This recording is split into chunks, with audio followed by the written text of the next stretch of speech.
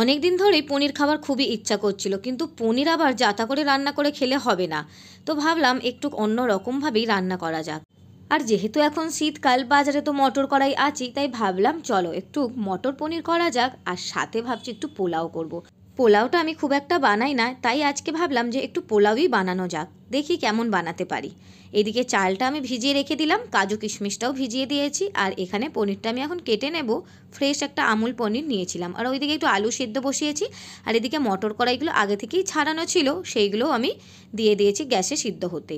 সকালবেলা আবার অফিসের তাড়া, ব্রেকফাস্টের তাড়া, রেডি হবার তাড়া, সব কিছু মানে তাড়াহুড়োর মধ্যে যতটুকু পেরেছি এইদিকে ওইদিকে চাপিয়ে দিয়েছি।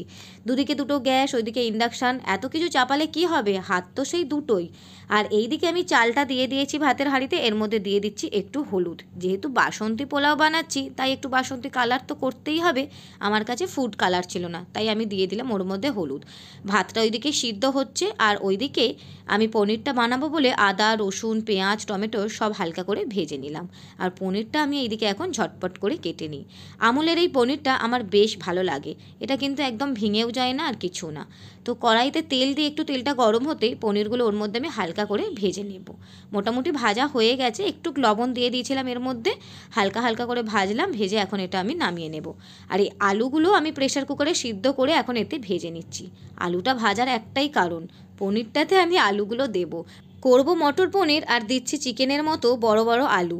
মানে ভাবা যায়। সত্যি কথা বলতে কি, আমার পোলাও বলো, ফ্রাইড রাইস আর বিরিয়ানি সবেতে একটু আলু না হলে চলে না। তাই ভাবলাম আলুটা আর আলাদা করে করার মতো টাইম নেই, এর মধ্যেই আমি আলুটা দিয়ে দিই। যাই হোক, খাবো তো সেই আমি। তো এইদিকে আমি মশলাটা ভালো করে একটু কষিয়ে নিয়ে তার মধ্যে সিদ্ধ করা মটর কড়াইটা দিয়ে দিলাম, আর একটু মটর কড়াই রেখে দিলাম পোলাওতে দেব।